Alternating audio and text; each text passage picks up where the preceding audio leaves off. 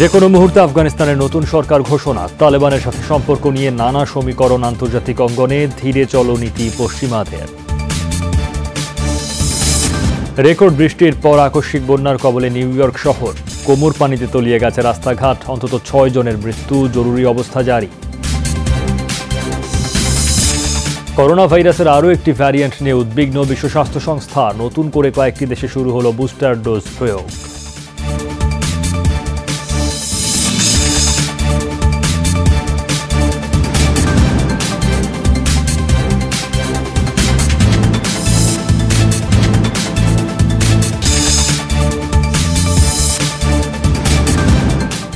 শিরোনামগুলো দেখছিলেন, বিস্তারিত খবরে যাচ্ছি। আজই ইসলামিক এমিরেটস অব আফগানিস্তানের নতুন সরকার ঘোষিত হতে পারে। তালেবান মুখপাত্র আহমেদুল্লাহ মোত্তাকি সামাজিক যোগাযোগ মাধ্যমে জানিয়েছেন, কাবুলের প্রেসিডেন্ট প্যালেসে চলছে প্রস্তুতি। দেশটির বেসরকারি টিভি চ্যানেল টোলো নিউজ জানিয়েছে, বৃহস্পতিবার সরকার ঘোষিত হবে কিনা সেটি চূড়ান্ত নয়, তবে শিগগিরই মন্ত্রিসভা ঘোষণা করবে তালেবান। দেশের সর্বোচ্চ ধর্মীয় নেতা থাকবেন তালেবান প্রধান হিদায়াতুল্লাহ আখুনজাদা। তার ডেপুটি থাকবেন 3 জন, তারা হলেন শীর্ষ নেতা মোল্লা আব্দুল গনি বারাদার, প্রভাবশালী হাক্কানি নেটওয়ার্কের প্রধান সিরাজউদ্দিন হাক্কানি এবং প্রয়াত নেতা মোল্লা ওমরের ছেলে মৌলভী ইয়াকুব। এছাড়া মন্ত্রিসভার বিভিন্ন দায়িত্ব পাবেন দেশে ফেরা অন্যান্য তালেবান নেতারা। দেশ পরিচালনা রাখা হতে পারে অভিজ্ঞ রাজনীতিকদেরও, শোনা যাচ্ছে এমন খবর। সবার অংশগ্রহণ এবং জাতীয় ঐক্যের ভিত্তিতে সরকার গঠনের জন্য বারবারই তাগিদ দিচ্ছে আন্তর্জাতিক মহল। এদিকে আফগানিস্তানে যখন নতুন সরকার গঠনের তোড়জোড় চলছে, তখন তালেবানের সাথে সম্পর্ক কেমন হবে সেই ছক কষছে আন্তর্জাতিক সম্প্রদায়। তালেবানকে একঘরে না করে পরীক্ষা করে দেখার আহ্বান প্রতিবেশী পাকিস্তানের। তবে নতুন আফগান সরকারকে এখনই স্বীকৃতি দিতে চায় না ইউরোপীয় ইউনিয়ন। তালেবান সরকারের আচরণ দেখেই নেবে সেই সিদ্ধান্ত। একই রকম অবস্থান যুক্তরাষ্ট্রেরও। সারি সারি সাদা কালো পতাকার ছবি দিয়ে সরকার গঠনের প্রস্তুতির জানান দিল তালেবান। সামাজিক যোগাযোগ মাধ্যমে দেয়া পোস্টে মাল্টিমিডিয়া শাখার প্রধান আহমদুল্লাহ মুত্তাকি জানান, প্রেসিডেন্ট প্যালেসে প্রস্তুতি চলছে অভিষেক আয়োজনের। তালেবান বরাবরই বলে আসছে, জনগণের জানমালের নিরাপত্তাই তাদের প্রধান লক্ষ্য। তবে মুখে নয়, কাজে প্রমাণ দেখতে চায় যুক্তরাষ্ট্র। ভবিষ্যৎ আফগান সরকারের সাথে সম্পর্ক কেমন হবে তা অনেক বিষয়ের উপর নির্ভর করে। সরকারের আচরণ কেমন হয় আমাদের জাতীয় স্বার্থের সাথে তা সাংঘর্ষিক কিনা সেটাও দেখতে হবে। তালেবান সরকারের সাথে সম্পর্কের ধরন নিয়ে ছক কষছে অন্যান্য দেশও। যোগাযোগ রক্ষা করলেও নতুন সরকারকে তড়িঘড়ি স্বীকৃতি দিতে চায় না ইউরোপীয় ইউনিয়ন। মানবাধিকার, স্বেচ্ছাসেবীদের কাজের সুযোগ সহ নানা ইস্যুর উপর ভিত্তি করে নির্ধারিত হবে সম্পর্ক। নিঃসন্দেহে তালেবানের সাথে যোগাযোগ রাখবে ইইউ। প্রয়োজনে তাদের চাপ দিতে হবে। তবে আনুষ্ঠানিক স্বীকৃতি বা কূটনৈতিক সম্পর্ক স্থাপনের আগে তাদের কিছু শর্ত পালন করতে হবে। শান্তি ও স্থিতিশীলতার স্বার্থেই তালেবানের সাথে সম্পর্ক রাখতে হবে, এমন অভিমত পাকিস্তানের পররাষ্ট্রমন্ত্রী শাহ মাহমুদ কোরেশির। তালেবানকে একঘরে করার অর্থ আফগানদের বিচ্ছিন্ন করে ফেলা, সংঘাতের পথে ঠেলে দেয়া। 90-এর দশকে এই ভুলটাই করা হয়েছিল। এবার যেন এর পুনরাবৃত্তি না হয়, তাতে নৈরাজ্য তৈরি ও সন্ত্রাসী সংগঠন মাথা চারা দিতে পারে।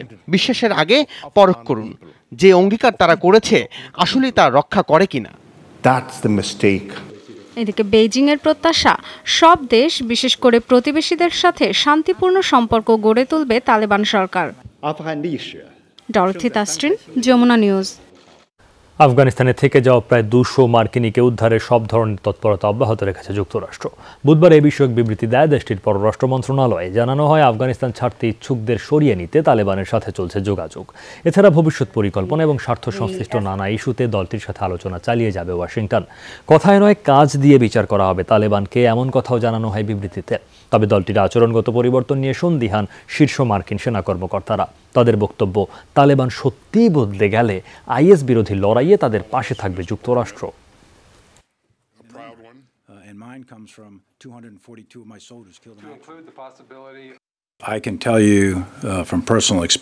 ব্যক্তিগত অভিজ্ঞতায় বলতে পারি, তালেবান খুব নিষ্ঠুর এক গোষ্ঠী। জানি না তারা পরিবর্তিত হবেন কিনা, কোনো পূর্বাভাস দিতে চায় না। এখন আমাদের ফোকাস আইএসের বিরুদ্ধে। সেই লক্ষ্যে তালেবানের সাথে যোগাযোগ সম্ভব। ঐতিহাসিক পানশির উপত্যকা ঘিরে রেখেছে তালেবান। বুধবার প্রতিরোধ বাহিনীর প্রতি সমঝোতার আহ্বান জানিয়েছেন দলটির শীর্ষ নেতা। পানশিরের উদ্দেশ্যে দেয়া রেকর্ডকৃত এক ভাষণে বিরোধীদের অস্ত্র নামিয়ে রাখার আহ্বান জানান তালেবান নেতা আমির খান মোত্তাকি। বলেন, বেশ কয়েকবারই উপত্যকার নেতাদের সাথে আলোচনার চেষ্টা চালিয়েছে তালেবান, তবে কোনো ফল আসেনি। পশ্চিমাঞ্চলীয় প্রবেশপথে হওয়ায় সংঘাতে একদিন আগেই প্রাণ যায় কমপক্ষে ৮ তালেবান সদস্যের। পানশির আফগানিস্তানের একমাত্র প্রদেশ যাতে নিয়ন্ত্রণ প্রতিষ্ঠা করতে পারেনি তালেবান। দফায় দফায় স্থানীয় মিলিশিয়াদের সাথে চলছে লড়াই। সাবেক গেরিলা কমান্ডারের ছেলে আহমদ মাসুদ সেখান থেকে প্রতিরোধের ডাক দিয়েছিলেন, তবে রক্তপাত এড়াতে সমঝোতাকেই গুরুত্ব দিচ্ছেন তিনি। আফগানিস্তানে যুক্তরাষ্ট্রের অর্জন শূন্য। দেশটিতে ২ দশক ধরে মার্কিন সেনা উপস্থিতিতে কেবল দুপক্ষের প্রাণহানি হয়েছে। বুধবার এমন মন্তব্য করেন রাশিয়ার প্রেসিডেন্ট ভ্লাদিমির পুতিন। ২০ বছর সেখানে ছিলেন মার্কিন সেনারা, চেষ্টা চালিয়েছেন সেখানকার মানুষের জীবনমান পরিবর্তনের। রাজনৈতিক প্রতিষ্ঠানের ক্ষেত্রেও মার্কিনীদের নিজস্ব আদর্শ চিন্তাধারা চাপিয়ে দিতে চেয়েছে। ফলাফল কেবল রক্তপাত আর দুর্দশা। মার্কিন বাহিনীর সাঁজোয়া যান নিয়ে কান্দাহারে বিশাল শোডাউন করল তালেবান। বুধবারের ওই মিছিলে ভারী অস্ত্রে সজ্জিত ছিলেন দলটির সদস্যরা। বিজয় উল্লাস প্রকাশের সময় তারা ফাঁকা গুলি ছোঁড়েন। এ সময় কান্দাহারের আকাশে মার্কিন হেলিকপ্টার ব্ল্যাক হক উঠতে দেখা যায়। স্থানীয় গণমাধ্যমগুলো বলছে, সাবেক আফগান সেনা পরিচালনা করছেন এই হেলিকপ্টারটি। বলা হচ্ছে, দীর্ঘদিন আত্মগোপনে থাকার পর দেশের দ্বিতীয় বৃহত্তম প্রদেশে এসেছেন তালেবান প্রধান। শুধু তিনি নন, দলটির শীর্ষস্থানীয় নেতারাও রয়েছেন সেখানে। 1996 থেকে 2001 সাল পর্যন্ত শাসনে থাকাকালীন কান্দাহার ছিল তালেবানের শক্ত ঘাঁটি। তালেবানের শীর্ষ নেতার সাক্ষাৎকার নিয়ে আলোড়ন সৃষ্টিকারী নারী সাংবাদিক বেহিস্তা আরগান্দ প্রাণ বাঁচাতে আশ্রয় নিয়েছেন কাতারে। গণমাধ্যমকে এই নারী সাংবাদিক জানান, নিরুপায় হয়ে এই দেশ ছাড়তে বাধ্য হন তিনি। এমনকি কিভাবে আতঙ্কিত অবস্থায় ওই শীর্ষ তালেবান নেতার সাক্ষাৎকার নিতে বাধ্য হন সেই বক্তব্য তুলে ধরেন গণমাধ্যমের সামনে।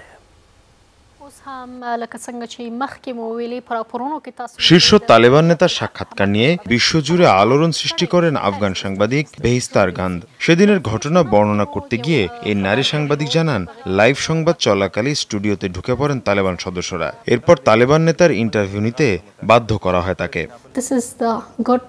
ভয়ে আতঙ্কে আমার পুরো শরীরটা কাঁপছিল। মনে মনে শুধু আল্লাহকে ডাকছিলাম আর ভাবছিলাম আজ প্রাণে বাঁচবো কিনা। কিন্তু একটা সময় মনে হলো, এটাই সুযোগ পৃথিবীকে দেখিয়ে দেওয়ার যে আফগান নারীরাও নিজেদের অধিকার নিয়ে বাঁচতে জানে। এই ঘটনার কয়েকদিন পর কাবুল বিমানবন্দরে প্রাণের ঝুঁকি নিয়ে কোনো রকমে সামরিক বিমানে ওঠেন বেহিস্তান। প্রায় 2.5 বছর ধরে গণমাধ্যম কর্মী হিসাবে কাজ করা এই নারী বর্তমানে আশ্রয় নিয়েছেন কাতারে। আমার মা আমাকে বারবার নিষেধ করছিলেন কাজে যেতে, কিন্তু আমি শুনিনি। কেনই বা শুনবো? গেল 20 বছর ধরে তিলে তিলে এই দেশটা গড়ে উঠেছে নতুন প্রজন্মের জন্য। আমরা যদি নিজেদের অধিকার আদায় না করি, তাহলে কে করবে? নারীদের শিক্ষা এবং কাজে বাধা না দিতে তালেবানের প্রতি অনুরোধ জানান বেহিস্তা। এর পাশাপাশি নারীদের ঘরবন্দি না রাখতেও গোষ্ঠীটির প্রতি আহ্বান জানান তিনি।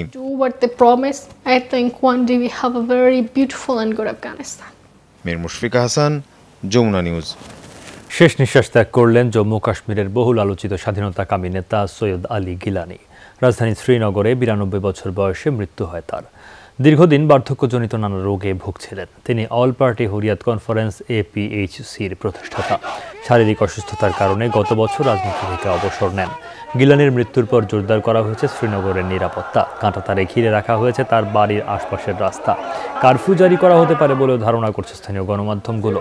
বিচ্ছিন্ন হতে পারে ইন্টারনেট সংযোগও। পুলিশ প্রহরায় অনেকটা নীরবে সম্পন্ন হয় বিচ্ছিন্নতাবাদী এই নেতার দাফন। স্বজনদের অভিযোগ, অনেক আত্মীয়কেও জানাজায় অংশ নিতে দেয়া হয়নি। প্রবীণ কাশ্মীরি নেতার মৃত্যুতে শোক জানিয়ে টুইট করেছেন পাকিস্তানের প্রধানমন্ত্রী ইমরান খান। ঘোষণা করেছেন একদিনের রাষ্ট্রীয় শোক। তাকে 2020 সালে নিশান-ই পাকিস্তান সম্মানে ভূষিত করা হয়। গিলানি আজীবন ভারতের নিয়ন্ত্রণমুক্ত স্বাধীন কাশ্মীরের স্বপ্ন দেখেছেন।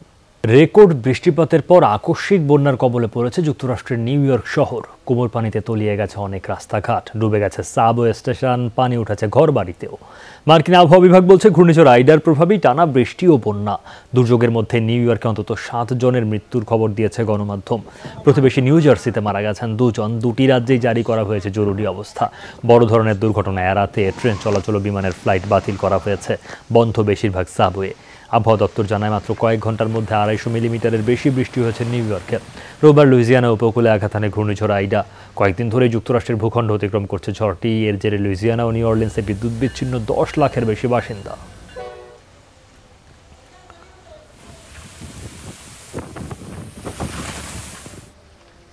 সত্তরের দশক থেকে 50 বছরে জলবায়ু পরিবর্তনের প্রভাবে ক্ষয়ক্ষতির হার বেড়েছে অস্বাভাবিকভাবে। বুধবার জাতিসংঘের আবহাওয়া বিষয়ক সংগঠন WMO প্রকাশ করেছে বার্ষিক প্রতিবেদন। সেটি বলছে আগাম পূর্বাভাসের কারণে প্রাণহানি এড়ানো গেলেও বছরে গৃহহীন হচ্ছেন 3 কোটির বেশি মানুষ। সংস্কার, পুনর্গঠন আর ত্রাণ তৎপরতার তহবিল বাৎসরিক $140 কোটি করার পরও সামাল দেওয়া যাচ্ছে না পরিস্থিতি। 70-এর দশকে প্রতি বছর গড়ে 711টি প্রাকৃতিক বিপর্যয়ের মুখোমুখি হতো বিশ্ব, যা 2010 সাল থেকে এই সংখ্যা বেড়ে ছাড়িয়েছে 3000-এর গণ্ডি। মোদ্দা কথা, প্রতি 10 দিনে বিশ্বের কোথাও না কোথাও প্রাকৃতিক দুর্যোগ দেখছে মানুষ। জাতিসংঘের আবহাওয়া বিষয়ক সংগঠন WMO এর শীর্ষ আবহাওয়াবিদরা বলছেন, গেল 50 বছরেই ঘূর্ণিঝড়, বন্যা, খরার মতো প্রাকৃতিক দুর্যোগে প্রাণ হারিয়েছে 20 লাখের বেশি মানুষ, যাদের বেশিরভাগই উন্নয়নশীল দেশগুলোর বাসিন্দা। যুদ্ধ সহিংসতার তুলনায় বৈরী আবহাওয়ায় বাস্তুচ্যুতদের সংখ্যা বেশি কয়েক গুণ। করোনা মহামারীর মধ্যেও ভারত, বাংলাদেশ এবং প্রশান্ত মহাসাগরীয় দ্বীপ রাষ্ট্রগুলো বহুমুখী প্রাকৃতিক দুর্যোগের মুখোমুখি। গেল বছরে গৃহহীন হয়েছেন 3 কোটি 10 লাখের মতো মানুষ। যুদ্ধ সহিংসতায় বাস্তুচ্যুতদের তুলনায় সংখ্যাটি কয়েক গুণ বেশি। মহামারীর আগেও এই সংখ্যা ছিল 2 কোটি 60 লাখের মতো। প্রাকৃতিক দুর্যোগের ক্ষয়ক্ষতি মোকাবেলায় জাতিসংঘের বার্ষিক তহবিল $140 কোটি মতো। তাতেও হিমশিম অবস্থা স্বেচ্ছাসেবী সংগঠনগুলোর। বিশেষজ্ঞরা বলছেন, তুলনামূলক শীতল অঞ্চলগুলোতে জলবায়ু পরিবর্তনের ভয়াবহতা বেশি মারাত্মক। জলবায়ু পরিবর্তনের নাটকীয় প্রভাব লক্ষ্য করছে বিশ্বের দুটি অঞ্চল। অ্যান্টার্কটিকায় আশঙ্কাজনক হারে গলছে বরফ। দ্বিতীয়টি ইউরোপ। চলতি গ্রীষ্ম মৌসুমে ইতালিতে ছিল রেকর্ড 49 ডিগ্রি সেলসিয়াস তাপমাত্রা। একই সাথে মধ্যপ্রাচ্যের দেশগুলোও খরায় ভুগছে। জাতিসংঘের হিসাবে সবচেয়ে শক্তিশালী আর প্রাণঘাতী দুর্যোগের 5টি দেখেছে এশিয়া ও আফ্রিকা মহাদেশ, যার অন্যতম 1970 সালে বাংলাদেশে হওয়া সাইক্লোন ভোলা, আর 80-র দশকে ইথিওপিয়া খরার কারণে ঘটা দুর্ভিক্ষ। মৌলি ইসলাম, যমুনা নিউজ। বন্যার পানির তোড়ে ভেসে গেল স্পেনের স্বায়ত্তশাসিত অঞ্চল কাতালুনিয়ার একাংশ। বেশ কিছু ভিডিও সামাজিক যোগাযোগ মাধ্যমে ভাইরাল। জাতীয় আবহাওয়া অফিসের তথ্য অনুসারে বুধবার আলকানার শহরে প্রতি স্কয়ার মিটারে ঢুকে 40 গ্যালন পানি। মুহূর্তেই ভাসিয়ে নেয় বহু গাড়ি, ঘরবাড়ি। এর আগে মৌসুমী ঝড়ের কবলে পড়ে স্পেনের মূল ভূখণ্ড। 9000-এর বেশি বজ্রপাত রেকর্ড করে আবহাওয়া অফিস। ভারী বৃষ্টির পাশাপাশি হয় প্রলয়ঙ্করী বন্যা ও ভূমিধস। আগামী কয়েকদিন থাকবে এই পরিস্থিতি।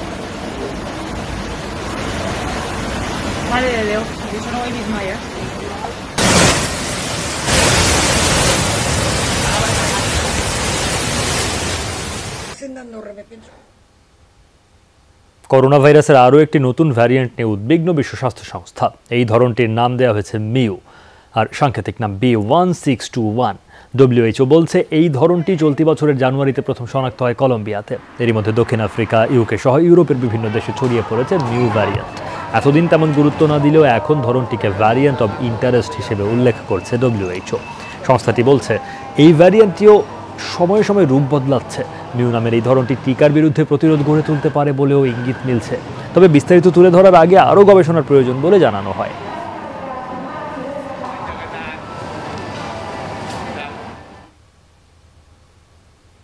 করোনা প্রতিরোধে দেশে দেশে বাড়ছে টিকার বুস্টার ডোজের প্রয়োগ। এবার কোভিড ভ্যাকসিনের 3য় ডোজ প্রয়োগ শুরু করেছে ব্রাজিল, ফ্রান্স এবং যুক্তরাজ্য। প্রাথমিক পর্যায়ে কেবল বয়স্ক জনগোষ্ঠী পাবে বুস্টার ডোজ। অবশ্যই সব দেশের শতভাগ নাগরিক এখনও টিকার আওতায় আসেনি। তবে টিকা বৈষম্য দূর করতে আবারও বুস্টার ডোজের বিরোধিতা করেছে বিশ্ব স্বাস্থ্য সংস্থা। পৃথিবীর মোট জনগোষ্ঠীর অর্ধেক মানুষ এখনও করোনা টিকার আওতায় আসেনি। অন্তত 1 ডোজ ভ্যাকসিন পেয়েছেন এমন মানুষের সংখ্যা 312 কোটি 11 লাখ মানুষ, যার বড় অংশই আবার ধনী দেশের বাসিন্দা। কোটি কোটি মানুষ টিকা না পেলেও বেশ কয়েকটি দেশ শুরু করেছে বুস্টার ডোজ প্রয়োগ। যে তালিকায় নতুন যুক্ত হলো ব্রাজিল। কেবল প্রবীণরা পাবেন 3য় বা বুস্টার ডোজ। ফ্রান্সে আপাতত 65 বছরের বেশি বয়স্কদের শরীরে দেয়া হচ্ছে টিকার 3য় ডোজ। মোট 1,80,00,000 মানুষকে বুস্টার ডোজ দিতে চায় দেশটি। যুক্তরাজ্যে মাত্র 64% মানুষ পেয়েছে করোনার পূর্ণাঙ্গ ডোজ। এরই মধ্যে দেশটিতে শুরু হয়েছে বুস্টার ডোজ প্রয়োগ। আমরা ভ্যাকসিন বিষয়ক স্বাধীন কমিটির পরামর্শ নিয়েই কাজ করছি। তারা খুব স্পষ্ট করেই বলেছে, যাদের রোগ প্রতিরোধ ক্ষমতা দুর্বল তাদেরকে তৃতীয় ডোজ দেওয়া উচিত, এবং আমরা ঠিক সেটিই করছি। এছাড়া যে কোনো মুহূর্তে নতুন কোনো সিদ্ধান্ত আসলে সেই পরামর্শ অনুসরণ করব আমরা। টিকার এই অতিরিক্ত ডোজ প্রয়োগ নিয়ে বরাবরই সমালোচনা করে আসছে বিশ্ব স্বাস্থ্য সংস্থা। টিকার বৈষম্য দূর করতে বুস্টার ডোজ প্রয়োগ সাময়িক বন্ধ রাখার আহ্বান জানিয়েছেন সংস্থাটির মহাসচিব। যেখানে বিশ্বের লাখ লাখ মানুষ এখনো প্রথম ডোজই পায়নি, সেখানে কিছু দেশ তৃতীয় ডোজ দেওয়া শুরু করেছে। আমি তাদের অনুরোধ করব এই মাসের শেষ পর্যন্ত বন্ধ রাখুন বুস্টার ডোজ প্রয়োগ। সবচেয়ে বেশি ঝুঁকিপূর্ণ জনগোষ্ঠীর জন্য তৃতীয় ডোজ প্রয়োগের প্রয়োজন হতে পারে, কিন্তু সবাইকে গণহারে দেওয়া উচিত হবে না। দরিদ্র দেশগুলোর বাসিন্দাদের টিকা নিশ্চিত করতে ধনী দেশগুলোকে উদ্যোগী হওয়ার আহ্বান জানিয়েছে WHO। অমিত হাসান রবিন, যমুনা নিউজ। ভারতের জাতীয় পশু হিসেবে গরুকে স্বীকৃতি দেয়া হোক, বুধবার এক মামলার প্রেক্ষিতে এমন মন্তব্য করলেন এলাহাবাদ উচ্চ আদালত। চলতি বছর মার্চে গোহত্যা বিরোধী আইনে জাভেদ আমিন নামের এক মুসলিমকে গ্রেফতার করে উত্তরপ্রদেশ পুলিশ। বুধবার তারই জামিন আবেদন বাতিল করেন বিচারপতি শেখর কুমার যাদব। একই সাথে 12 পৃষ্ঠার এক পর্যবেক্ষণ পড়ে শোনান। বলেন, বাঁচার অধিকার সবার ওপরে, শুধু সংখ্যালঘুদের খাবারের জন্য কোনো প্রাণী হত্যাকে সমর্থন করা হবে না। কোনোভাবেই গরুর মাংস খাওয়া মৌলিক অধিকার হতে পারে না, এমনটাও জানান বিচারপতি। একই সাথে গরুকে জাতীয় পশু ঘোষণার সুপারিশ করেন তিনি। বলেন, যারা গরুর ক্ষতি করে তাদের শাস্তি পেতে হবে। সংবিধান অনুসারে ভারতের জাতীয় পশু রয়্যাল বেঙ্গল টাইগার বা বাঘ। এলাহাবাদ হাইকোর্টের পর্যবেক্ষণকে রাজনৈতিক উদ্দেশ্য প্রণোদিত বলে অভিহিত করছেন অনেকে। ইউপিতে বিজেপি সরকার পরিচালিত, সুতরাং ওখানে বিজেপিকে সরকারকে সন্তুষ্ট করার জন্য হয়তো বা করেছেন, অর্ডারটা দিয়েছেন। স্বাধীনতার পর থেকে আমরা জেনে এসেছি যে জিনিসটা, যে জাতীয় পশু আমাদের বাঘ, আমরা কিভাবে মন থেকে এটা এখন মেনে নিতে পারবো? কেন্দ্রে যে বিজেপি সরকার আছে তারা সবসময় ধর্মটাকে সামনে রাখেন, মানুষকে কখনো ভাগ করছেন, কখনো পশুদের মধ্যে ভাগ করছেন। এই ভাগাভাগি ভেদাভেদটা বিজেপি নবম সরকারটা করছে। নাইজেরিয়ায় আবারও অস্ত্রের মুখে 73 স্কুল শিক্ষার্থীকে অপহরণ করল বন্দুকধারীরা। বুধবার এই তথ্য নিশ্চিত করে পুলিশ। জানায়, বুধবার সকালে কায়া গ্রামের একটি স্কুলে হামলা চালায় অস্ত্রধারীরা। শিক্ষার্থীদের মুক্তির জন্য গোষ্ঠীটির সাথে আলোচনা চলছে প্রাদেশিক সরকারের। নাইজেরিয়ার স্কুলগুলোতে প্রায়ই অপহরণের শিকার হয় শিশুরা। বিনিময়ে দাবি করা হয় বড় অঙ্কের মুক্তিপণ। গেল 10 মাসে 1000-এর বেশি শিক্ষার্থী অপহৃত হয়েছে দেশটিতে। মাদক চোরাকারবারীদের ধরতে শুধু জুলাই মাসে 42টি অভিযান চালিয়েছে স্পেন। আটক করা হয় 107 জনকে। ইউরোপল বলছে, বার্সেলোনা সহ 3টি শহরে চালানো অভিযানে উদ্ধার হয়েছে বিপুল পরিমাণ মাদক। সন্ধান মিলেছে কমপক্ষে 50টি গাঁজা খামারের। পুলিশ বলছে, ঘরেই বিশেষ ইলেকট্রিক পদ্ধতিতে সেসব চাষ করা হচ্ছিল। মূলত স্পেন থেকে ইউরোপের বিভিন্ন দেশে সব মাদক ছড়িয়ে দেওয়া হতো। গাঁজা চাষের জন্য আনুমানিক 19 লাখ মার্কিন ডলারের বিদ্যুৎ অবৈধভাবে ব্যবহার করা হয়েছে। জনসম্মুখে অন্য রূপে দেখা মিলল উত্তর কোরিয়ার সর্বোচ্চ নেতা কিম জং উনের। পিয়ংইয়ংয়ে হাজারো শিশু কিশোরের সাথে হাস্যোজ্জ্বল সময় কাটিয়েছেন তিনি। মঙ্গলবার দেশটির রাষ্ট্র টেলিভিশনে এই ভিডিও প্রকাশ করা হয়। তবে কবে এই ফুটেজ ধারণ করা তা নিশ্চিত করে বলা হয়নি। অনেকের ধারণা 28 আগস্ট দেশটির বার্ষিক যুব দিবস উপলক্ষে আয়োজিত এক অনুষ্ঠানে এই দৃশ্য ধারণ করা হয়েছে। বলা হয়, এসব তরুণরা ছোটবেলা থেকেই যেন সমাজতান্ত্রিক রাষ্ট্র ব্যবস্থার নীতির ওপর জোর দেয় এবং এর অংশ হওয়ার চেষ্টা করে। এমন চিন্তা থেকেই কিম জং উনের এই আয়োজন। পোষা কুকুরের কারণে কিছুটা বিব্রত কানাডার গ্লোবাল নিউজ টরেন্টোর উপস্থাপক অ্যান্থনি ফার্নেল। গেল সপ্তাহে তিনি আবহাওয়ার সবশেষ তথ্য দর্শকদের সামনে তুলে ধরছিলেন। তার আগেই দৃশ্যপটে হাজির তার কুকুর। ভার্চুয়াল স্ক্রিনের সামনেই বার কয়েক দেখা যায় পোষা প্রাণীটিকে। বড় কোনো বাধাবিঘ্ন ছাড়াই ফার্নেল শেষ করেন উপস্থাপনা। হাস্যরসের মাধ্যমে বিষয়টিকে হালকা করে দেন তিনি। বিদায় নেওয়ার আগে দর্শকদের সাথে পরিচয় করাতে বলেননি কুকুর চার্লিকেও। সামাজিক যোগাযোগ মাধ্যমে বর্তমানে ভাইরাল এই আবহাওয়ার খবর।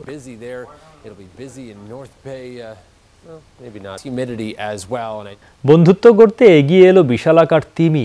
আর্জেন্টিনার পাতাগোনিয়ায় দেখা মিলল এই বিরল দৃশ্যের। পুয়ের্তো মেদ্রেন্স উপকূলে এক নারী চালাচ্ছিলেন কাছের প্যাডেল বোট।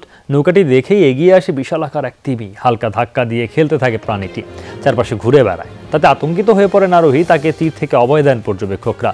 পরে নিজ থেকেই গভীর পানিতে চলে যায় তিমিটি। আগস্ট থেকে অক্টোবরের মধ্যে বাচ্চা জন্মদানের জন্য মাইলের পর মাইল পথ পাড়ি দেয় সাউদার্ন রাইট ওয়েলস। এই সময় উপকূলের কাছে দেখা যায় দানবীয় প্রাণীগুলোকে।